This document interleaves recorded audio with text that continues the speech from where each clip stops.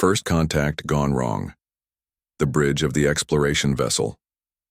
UES Horizon hummed with quiet efficiency as Captain Marcus Chen reviewed the latest sensor data.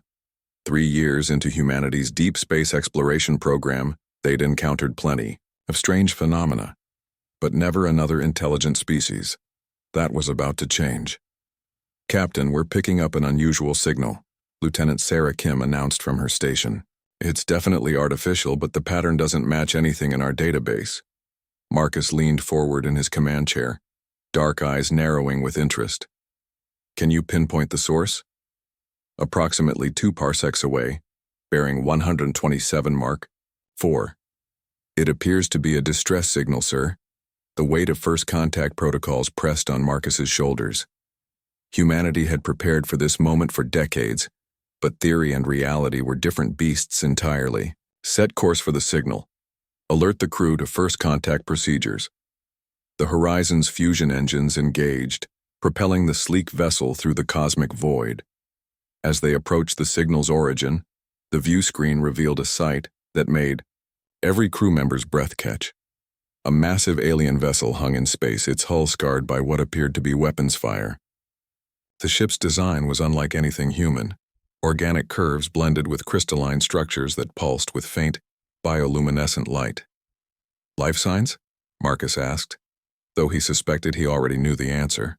"Multiple readings, but they're weak. Whatever happened here, they took heavy damage." Marcus made his decision. "Prepare a boarding party. Medical team on standby. We're going in." The away team suited up in environmental gear, weapons secured but not drawn. Marcus led the group personally. He wouldn't ask his crew to take risks. He wouldn't take himself. The alien ship's docking bay accepted their shuttle without resistance, either by design or damage. Inside, the corridors were a maze of organic architecture. Walls that seemed grown rather than built curved overhead, while the floor beneath their boots had an unsettling give, like walking on living tissue. The air was thick with an acrid smell that made breathing uncomfortable even through their filters. "Picking up life signs ahead," Corporal James Torres reported, consulting his scanner. 3 individuals. One's barely registering." They rounded a corner and froze. 3 aliens lay in what appeared to be a medical bay, though the equipment was unlike anything they'd seen. The beings were tall, perhaps 7 feet when standing, with elongated limbs and skin that shifted between deep purple and black like oil on water. Forearms ended in delicate, articulated hands, while their faces were angular with large, multifaceted eyes that caught the light like gemstones. One of them moved, head turning toward the humans. Its eyes widened, and surprisingly human expression of fear. It raised one trembling arm, and something in its hand caught the light. "Weapon!" Torres shouted, raising his rifle. "Stand down!" Marcus commanded, but the damage was done. The alien's hand twitched, whether in threat or fear they'd never know. Torres fired, his plasma bolt catching the alien center mass. It collapsed with a sound like breaking glass. The third alien, smaller than the others, let out a keening wail that transcended language barriers. Pure grief and terror filled the air as she, Marcus somehow knew, threw herself over the fallen one's body. Her whole form shook with what could only be sobs. "Torres, what the hell were you thinking?" Marcus grabbed the corporal's weapon, forcing it down. "It had a weapon, sir. I thought..." "That was a medical scanner," Dr. Elena Vasquez interrupted, kneeling beside the fallen aliens. "Look at the design. It matches the other equipment here." The surviving alien looked up at them, her multifaceted eyes reflecting their images 1,000 times over. She spoke, her voice like wind chimes in a storm, musical but discordant with fear. The universal translator struggled, offering only fragments. "Please. No more death, my clutch sister." Marcus felt sick. Their first contact with alien life, and they'd opened it with violence. He holstered his sidearm and approached slowly, hands visible and empty. The alien female pressed herself against the wall, shaking intensely. "We're sorry," he said, hoping the translator could convey even a fraction of his regret. "It was a mistake. We want to help." She stared at him for long moments. Then, With movements that spoke of exhaustion and defeat, she gestured to the third alien, the one with the weakest life signs. "Help her, please." Dr. Vasquez moved quickly to the injured alien's side.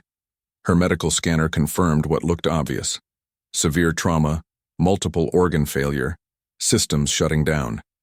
"I need to get her to our medical bay.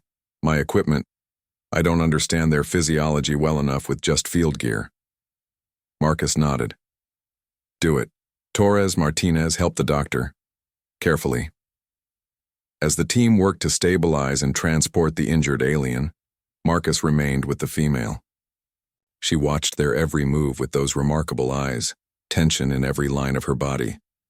When they lifted her companion onto a portable stretcher, she tried to stand but swayed dangerously. Without thinking, Marcus reached out to steady her. The moment his gloved hand touched her arm, she flinched but didn't pull away. Through the suit's haptic feedback, he could feel her trembling. "It's going to be okay," he said softly. "We'll help her. We'll help both of you."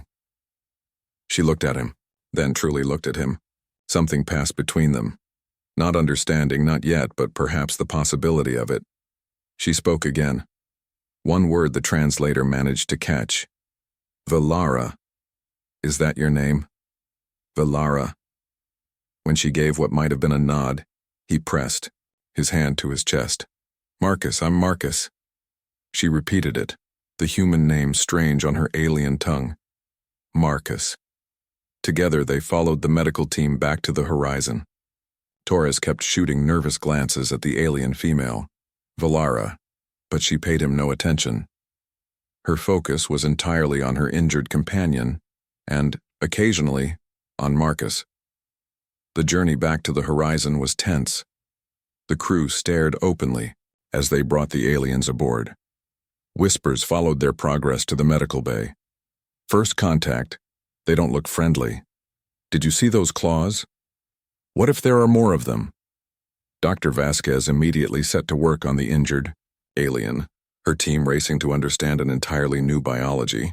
Valara refused to leave her companion's side, those expressive eyes tracking every movement, every procedure. Marcus stayed too, partly to observe, partly because something about Valara's grief resonated with him. "Captain," his communications officer's voice crackled through his earpiece. "We're detecting multiple ships dropping out of hyperspace. Configuration matches our guest's vessel." Marcus's blood ran cold. If these aliens thought they'd attacked the damaged ship, how many? 6? No, 8 vessels. They're scanning us. Valara must have noticed his tension. She spoke rapidly in her melodic language, gesturing urgently. The translator offered pieces. "My people. Searching. Attack. Not you. Others. You were attacked? By whom?" Marcus asked urgently. Before she could answer, alarms blared throughout the ship. "Captain, to the bridge immediately. The alien vessels are powering weapons." Marcus looked at Valara, seeing his own fear reflected in her alien features. Their first contact was about to become their first interstellar incident. He made a choice that would have made the Admiralty furious. "Valara, come with me. Help me. Talk to your people." She hesitated, looking at her unconscious companion, then nodded.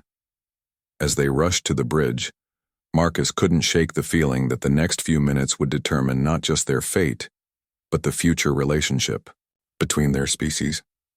The bridge erupted in activity as they entered. On the view screen, 8 alien vessels arranged themselves in an attack formation. They were beautiful in a terrifying way, organic shapes that looked more grown than built, bristling with what were unmistakably weapons. "They're hailing us," Lieutenant Kim reported. "Audio only." "Put it through. Valara, please." Marcus gestured her forward. The speakers crackled with that same musical yet discordant language. Valara responded immediately, her voice urgent but steady. The bridge fell silent except for the alien conversation. Marcus caught fragments through the translator. "Misunderstanding. Helped. Medical assistance attacked by ravagers. The weapons on the alien ships remained powered but didn't fire. After several tense minutes, The lead ship's commander spoke in heavily accented but understandable English. "Human vessel, you have 2 of our people aboard. Explain." Marcus stepped forward. "I'm Captain Marcus Chen of the UES Horizon. We responded to a distress signal and found a damaged vessel. 3 survivors. 1 was killed by mistake. Friendly fire. We're providing medical assistance to the other 2. Pause, and you killed one of ours?" "It was a tragic error. We mistook a medical device for a weapon. I take full responsibility." Valara spoke up then, her translator finally catching up. "Truth, Commander Zerath. The human, Marcus. He stopped the violence. He helps. Saved Lystra. And you, Valara? You are safe?" She glanced at Marcus, something unreadable in those multifaceted eyes. "Yes, I am. Safe." The silence stretched like a taut wire. Finally, "Captain Chen, I am Commander Zerath of the Zerathi Coalition. We will discuss this incident. You will transfer our people to us immediately." "One of them is in critical condition," Marcus replied. "Moving her now could be fatal. Our doctor is working to stabilize her." Another pause. "Then we will send our own medics. You will allow them aboard." It wasn't a request, but Marcus hadn't expected it to be. "Of course. We'll transmit docking instructions." As the connection closed, Marcus felt Valara's hand touch his arm. The gesture was alien, but the meaning universal. Gratitude, perhaps mixed with something else. "Thank you," she said simply. Marcus looked at her. Really looked at her. Beneath the alien features, he saw something achingly familiar. Fear, hope, loss, determination. They weren't so different after all. "This Ravager attack," he said quietly. "Tell me about it." Her expression darkened, and for the first time, Marcus glimpsed something that might have been why some of his crew whispered "monster" when they looked at her kind. But he also saw the pain behind it. They destroy, consume. Your kind. You have not met them yet. Pray you never do. As Zerathi shuttles approached the horizon, carrying medical teams and likely security forces, Marcus realized their first contact had become something far more complex. They'd stumbled into an interstellar conflict, made enemies and possibly friends in the span of hours. Looking at Valara, who watched her people's approach with mixed relief and apprehension, Marcus wondered what the coming days would bring. The universe had suddenly become a much larger, more dangerous place, but also perhaps less lonely. The medical bay doors opened, admitting the Zerathi medical team. They moved with fluid grace, their forearms allowing them to operate equipment with impressive efficiency. Valara went to them immediately, speaking rapidly in their language. Several of them looked at Marcus with expressions he couldn't read. Dr. Vasquez approached him quietly. "Captain, I've been analyzing their physiology. They're remarkable. Carbon-based like us, but with redundant organ systems. The one I'm working on, Lystra, apparently, she's fighting hard. With their medics' help, she might make it. And Valara? Exhausted, dehydrated, showing signs of severe stress, but physically intact. Captain, what Torres did. I know." Marcus's jaw tightened. "We'll deal with it. Right now, we need to prevent this from escalating further." The next several hours blurred together. The Zerathi medics worked alongside Dr. Vasquez, their initial suspicion giving way to professional respect. Marcus found himself in impromptu, diplomatic sessions with Commander Zerath via video link, trying to explain human protocols and the tragic mistake that had led to violence. Through it all, Valara remained in the medical bay, occasionally translating, sometimes just watching. Marcus noticed how the other Zerathi treated her, with deference that suggested she was more than just a survivor. As the cycle wore on, the Horizon operated on Earth-standard 24-hour days. Exhaustion began to claim everyone. The immediate crisis had passed. Lystra was stable, the Zerathi fleet had stood down from battle readiness, and preliminary diplomatic contact had been established.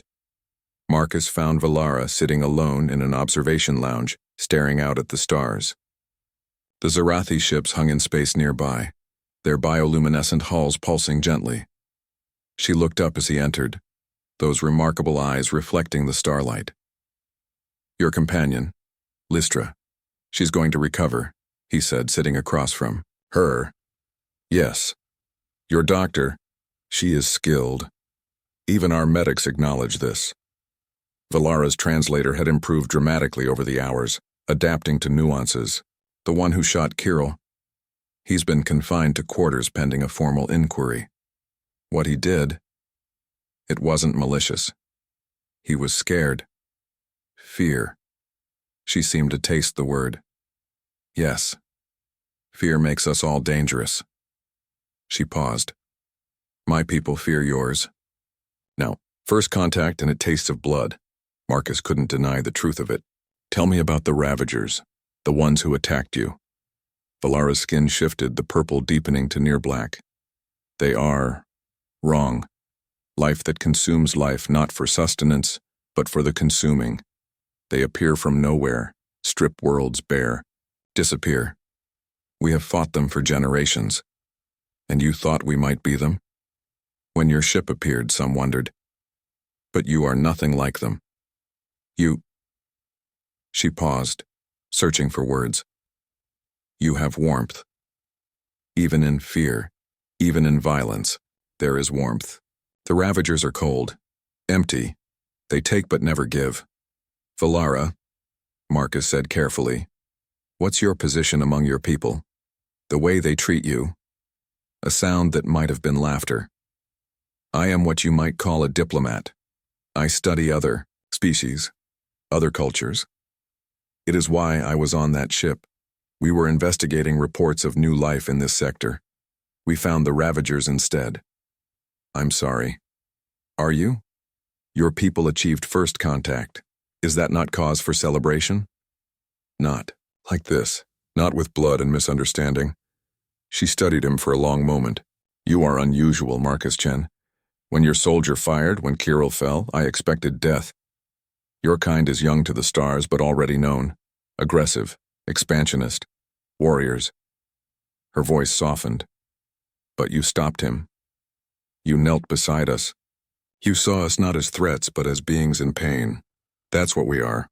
All of us. Just beings trying to survive, to understand, to connect." Valara stood gracefully, moving to the viewport. "My people will want to formalize contact. Treaties, boundaries, protocols. But I wonder..." "What?" "I wonder if the real bridge between our species isn't built in grand halls, but in moments like these, when we see each other clearly." Marcus joined her at the viewport. Outside, human and Zarathi ships floated in the cosmic dark, no longer weapons pointed at each other, but simply travelers sharing space. "Your wound," he noticed. One of her secondary arms was held stiffly, dark fluid seeping through a makeshift bandage. "It is nothing. Let Dr. Vasquez look at it. Your people have done enough. Please." He met her eyes. "Let us help." Something shifted in her expression. Slowly, she extended the injured arm. The wound was deeper than she'd let on, the surrounding skin discolored. Marcus guided her back to the medical bay, where Dr. Vasquez immediately set to work.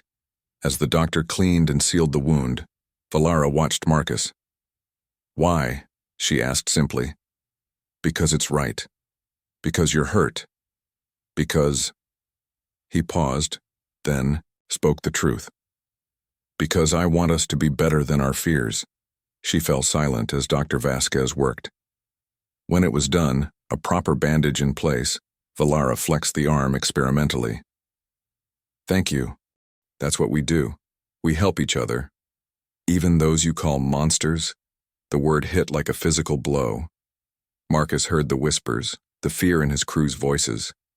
He'd be lying if he said the Zarathi's appearance didn't trigger some primal human response.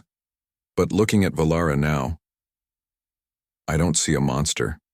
I see someone who's lost people she cared about, who's scared and hurt, but still trying to bridge the gap between our species. I see someone brave enough to trust the people who shot. Her friend. Valara's skin rippled, colors shifting in what he was beginning to recognize as emotional response. "Your crew fears us. They'll learn. Fear fades when you understand what you're looking at. And what do you see when you look at me, Marcus Chen? The question held weight beyond words. Marcus considered his response carefully. I see a person. Different from me, yes, but a person nonetheless. Someone with hopes and fears, loyalty and grief. Someone worth knowing. The silence stretched between them, full of possibility. Finally, Valara spoke. Kirill, the one your soldier killed. He was my clutch brother. We emerged from the same spawning. I should hate you. But you don't? I want to. It would be simpler. She touched the fresh bandage. But you confuse me. Your species confuses me. Capable of such violence, yet also, this. She gestured around the medical bay where human and Zarathi doctors worked side by side. We're complicated. I suspect your people are too. Yes. A pause. Marcus, the Ravagers, they will come. They always do. When they sense new life, new civilizations to consume. My people have held them back from this sector, but if they learn about humanity, then we'll face them. Maybe together? She looked at him sharply. Together? Our peoples? Why not? We've made a rough start, but we're talking. Your medics and ours are cooperating. Maybe this is how it begins. With blood and then healing. With understanding. With individuals choosing to see past differences. He met her eyes. With people like us building bridges. Before Valara could respond, alarms rang out. Lieutenant Kim's voice echoed through the ship. Captain to the bridge. We're detecting massive hyperspace signatures incoming. Valara's color shifted to deep black. They followed us. The Ravagers. Marcus was already moving. How many? If it is a standard hunting pack, 20, perhaps 30. She followed him toward the bridge. Your ship, can it fight? One ship against 30? Marcus's expression was grim. We'll do what we can.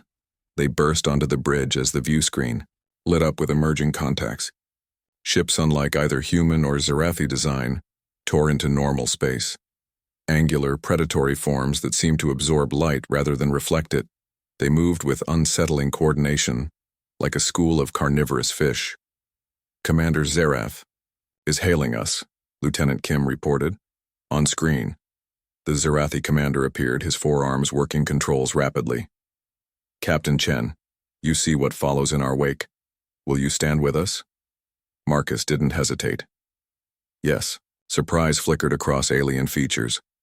You would fight for us after we fight for all of us, human and Zarathi, against that.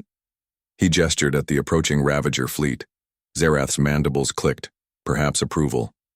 Tactical data, incoming. Our shields can overlap with yours if we adjust frequencies. Together we might. The first Ravager weapons fire cut off his words. The horizon rocked as energy beams of impossible color slashed through space. Marcus gripped his command chair as his crew scrambled to respond. Return fire. Evasive pattern Delta. He turned to Valara. Can you coordinate with your ships? She was already at an auxiliary console, her four hands dancing over controls. Linking tactical networks. Your systems are primitive but adaptable. Thanks, Marcus said dryly, then focused on the battle. What followed was chaos. The Ravager ships moved like nothing in human combat doctrine, phase-shifting through space, weapons that seemed to bend physics.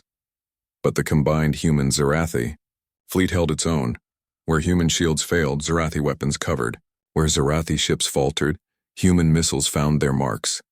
Through it all, Valara worked beside Marcus, translating, coordinating, bridging two command structures that had never been designed to work together. Her injured arm didn't slow her down, and more than once her insight saved ships from both fleets. Hours passed in minutes. The Ravagers pressed hard, but the unexpected alliance held. Finally, impossibly, the Predators began to withdraw. As the last Ravager ship phase-shifted away, a ragged cheer went up from both fleets. Marcus slumped in his chair, exhaustion hitting him like a physical weight. Beside him, Valara swayed on her feet.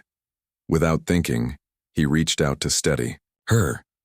She leaned into him, her trembling apparent even through their different physiologies. "We did it," she whispered. "Together," he agreed. Around them the bridge crew stared, some with surprise, others with something approaching understanding. In the heat of battle, fighting alongside the Zerathi, perceptions had begun to shift. Commander. Zerath's image appeared on screen. "Captain Chen, we owe you gratitude. You could have fled. And left you to face them alone? No. That's not who we are. Perhaps," Zerath said slowly, "we have misjudged your species. Valara speaks well of you. After today, I understand why." As the immediate crisis passed, both fleets began damage assessment and repairs. The medical bay filled with wounded from both species. Marcus walked among them with Valara, watching human and Zerathi medics work side by side without the earlier tension. In a quiet corner, they found Lystra conscious, but weak. Her multifaceted eyes focused on Valara, then Marcus. She spoke, the translator rendering her words. "You saved me. A human saved me. After Kirill." "I'm sorry about your companion," Marcus said. "It should never have happened." Lystra studied him. "Valara told me. How you stopped others. How you stayed." Her gaze shifted to Valara. "Sisterkin. This one is different." "Yes," Valara agreed. "He is." Something passed between the two Zerathi. Women, a communication deeper than words. Finally, Lystra nodded. "Then perhaps there is hope for our species yet." As the cycle drew to a close, Marcus found himself once again in the observation lounge with Valara. They sat in comfortable silence, watching repair crews from both fleets work together in the void. The immediate threat had passed, but both knew this was just the beginning. "Your people will want formal treaties now," Valara said eventually. "After fighting together, the voices for isolation will be quieter. And yours? The same. Though some will always fear you. Your species' reputation? We can change that. One interaction at a time." She turned to him. "Is that what this is? An interaction?" The question hung between them. Marcus thought about the day, the violence of first contact, the fear and misunderstanding, but also the cooperation. The medical bay where species helped species. The battle where former enemies became allies. "I think," he said carefully, "this is something more. Something important." Valara moved closer.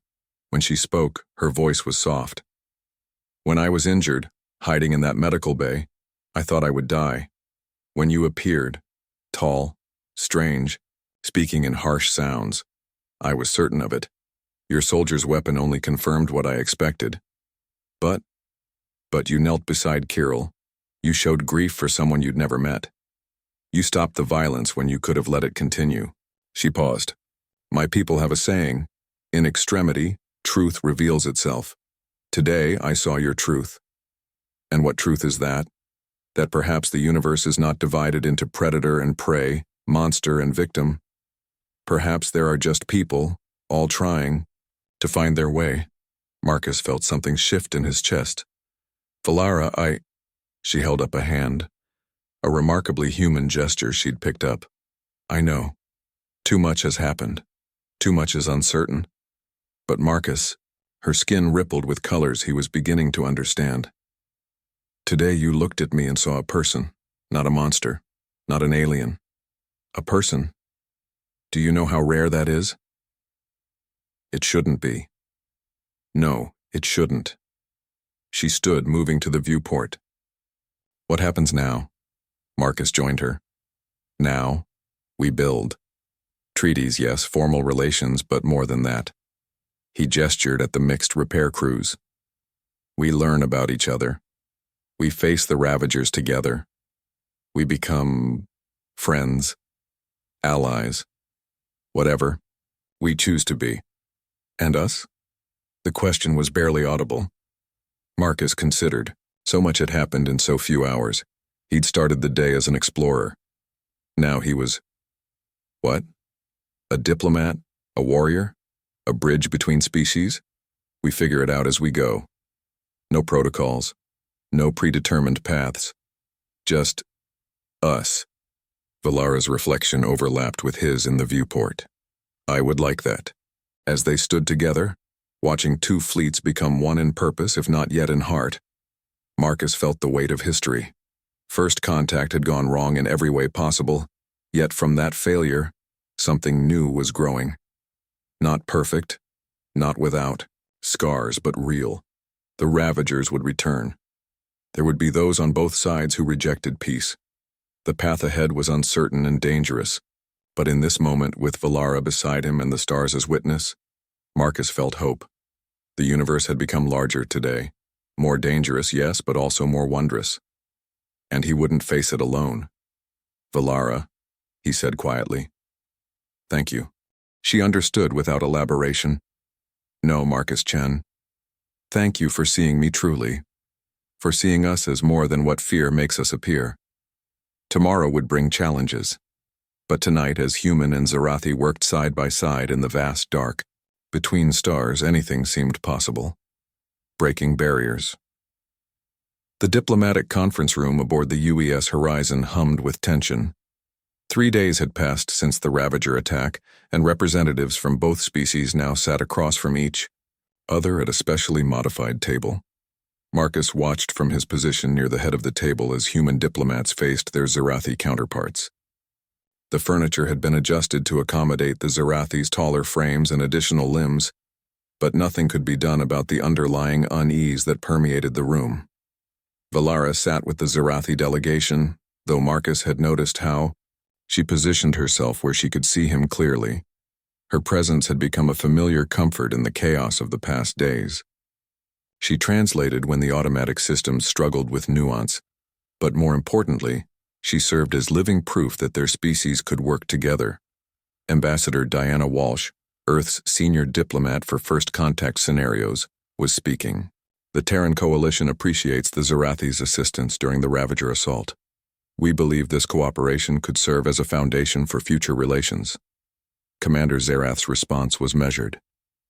The Zarathi Coalition acknowledges the human vessel's unexpected aid. However, the death of Kirill remains a point of concern for many among my people. Marcus saw Valara's skin darken slightly. The loss of her clutch brother was still a fresh wound.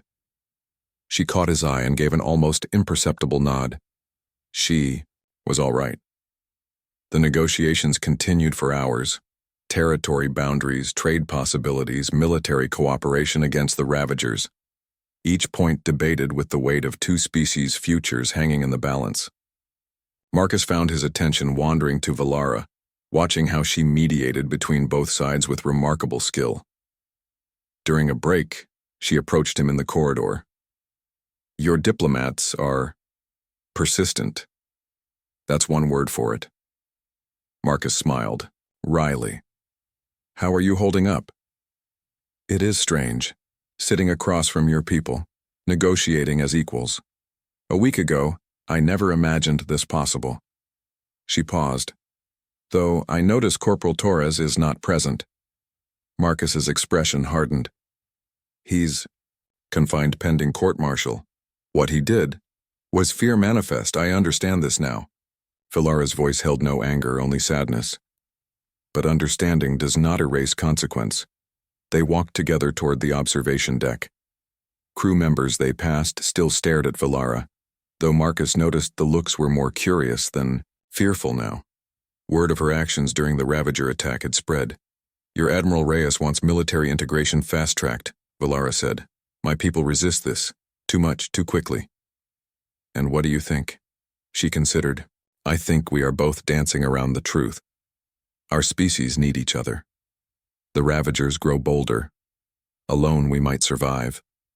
Together, we might actually win. They entered the observation deck to find it occupied. Dr. Vasquez was there with two Zarathi medics deep in discussion over a holographic display showing comparative biology. The groups barely glanced up as Marcus and Valara entered. Progress? Marcus asked. Dr. Vasquez looked up with excitement. Incredible progress, Captain. The Zarathi immune system is fascinating. They have natural antibodies that could revolutionize our treatment of several diseases, and they're equally interested in our neural plasticity. One of the Zarathi medics, Marcus had learned her name was Thyma, added, "Your species' rapid adaptation capabilities are remarkable. The genetic diversity in your population far exceeds ours." As the medics returned to their discussion, Marcus and Valara found seats by the viewport. Earth's moon hung in the distance, a reminder of how close to home these monumental changes were occurring. "Your doctor and our medics work well together," Valara observed. "No fear, no hesitation, only shared curiosity. Scientists and doctors tend to be practical. They see problems to solve, not enemies to fear. Perhaps that is what we need. Less diplomats, more scientists." Marcus chuckled. "Don't let Ambassador Walsh hear you say that." They sat in comfortable silence for a moment. Then Valara spoke quietly. "Marcus, there is something you should know about the Ravagers, about why my people have fought them so long." He turned to her, noting the serious tone. "What is it?" "They were not always as they are. Long ago, before your species knew fire, the Ravagers were like us, a civilization among stars. But they discovered something, a technology or perhaps a philosophy. It changed them, made them into what they are now, consumers, destroyers. What kind of technology could do that? We don't know. Records from that time are fragmentary. But Marcus..." She turned to him fully, her four hands gesturing with intensity. "They still remember being more. Sometimes in battle you can see it. Moments of what they were. It makes fighting them worse. We are not killing monsters. We are killing what we might become." The implications hit Marcus hard. "You think it could happen to us? To humans or Zarathi? I think any species that loses its connection to others, that forgets empathy and sees only resources to be consumed, walks that path." She paused. "That is why Kirill's death troubles my people so deeply. It reminds us how easily violence comes, how quickly other becomes enemy." "But we stopped," Marcus said. "We found another way." "Yes, because individuals chose differently. You chose. I chose." Her skin rippled with colors. "But will our species always choose so wisely?" Before Marcus could respond, alarm sounded, not the sharp battle claxons of days past, but the urgent tone of priority communications. Lieutenant Kim's voice echoed through the ship. "Captain to the bridge. Priority 1 transmission from Earth." Marcus and Valara exchanged looks. Priority 1 meant highest level, usually reserved for war declarations or first contact. Since first contact had already occurred, they reached the bridge to find it buzzing with activity. On the main screen, Admiral Reyes waited, her expression grave. "Captain Chen, I see Representative Valara is with you. Good. She should hear this."